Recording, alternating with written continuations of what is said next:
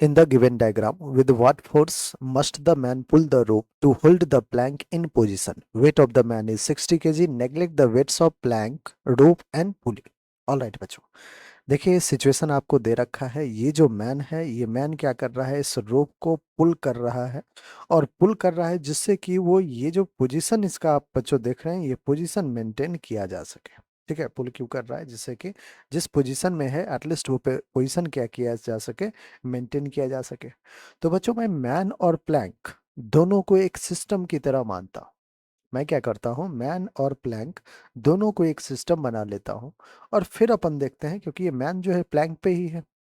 Of course Planck को position में लाना है, मैन खुद को भी तो पोजीशन में ला रहा होगा, है ना, उसको खींच रहा है ऐसे करके जिससे कि खुद भी रहे उसी पोजीशन पे। प्लैंक अगर पोजीशन पे नहीं रहेगा खुद कैसे रह पाएगा। तो एटलीस्ट वो कर क्या रहा है, इक्विलिब्रियम बैलेंस कर रहा है, इक्विलिब्रियम मेंटेन कर रहा है प्लैंक का भी और खुद का भी, क्योंकि खुद उसी प्लैंक पे है। तो बच्चों सबसे बेटर क्या तरीका है कि मैन और प्लैंक दोनों को अपन क्या कर लेते हैं, एक सिस्टम बना लेते हैं और फिर इसका फ्री बॉडी डायग्राम बनाना शुरू करते हैं। ठीक है, मैन प्लस प्लैंक दोनों को अपन क्या करते हैं, एक सिस्टम बना लेते हैं।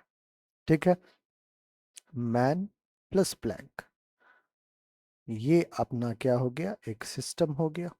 हमने सिस्टम जो कंसिडर किया है मैन प्लस प्लैंक सिस्टम किया है। अब देखते हैं बच्चों कि मैन और प्लैंक सिस्टम पे आखिर कौन कौन सा फोर्स लग रहा है। अब ठीक है, external force pre body diagram में याद रखिएगा कि हम क्या करते हैं, एक्सटर्नल फोर्स बनाते हैं।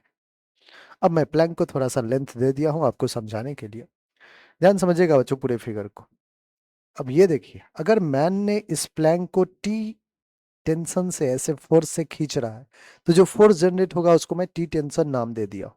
तो मैन अपनी तरफ क्या कर रहा है, उस स्ट्रिंग को खींच रहा है, तो उस स्ट्रिंग में क्या डेवलप होगा, टेंशन।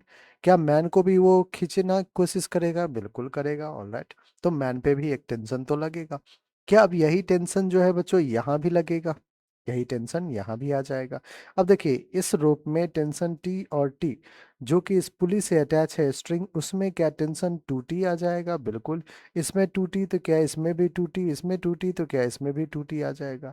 दैट मीन्स बच्चों अगर प्लैंक को देखें तो प्लैंक पे एक 2T यहाँ लग रहा है, एक T उसके बाद देखिए यहाँ पे लग रहा है। ठीक है, और यहाँ पे देखिए मैन जो है, मैन के ऊपर हम मैन प्लस प्लैंक को एक सिस्टम बनाए हैं। तो क्या मैन को भी स्ट्रिंग अपनी तरफ खींचेगा, क्योंकि हर एक्शन का रिएक्शन होने वाला है ना। आपने खींचा है तो आपको भी खींचा, तो एक टेंशन और आ चुका है बच्चों।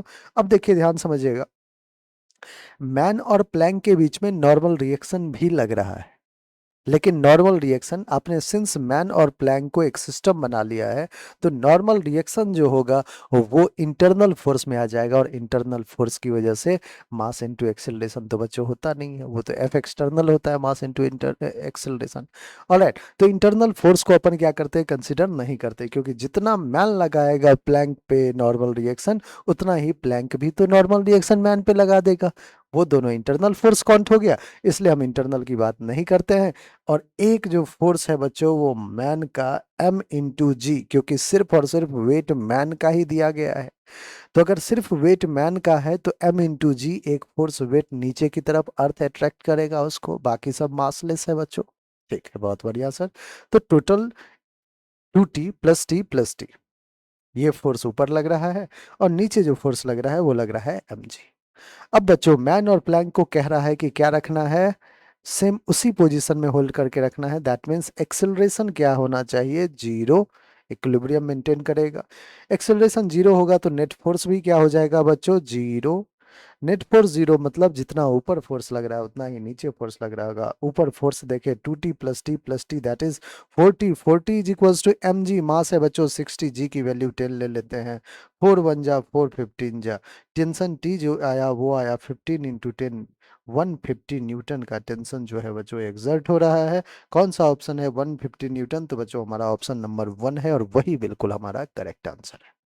आई होप बच्चों पूरा का पूरा सिचुएशन आपको बहुत अच्छे समझ में आ गया हो।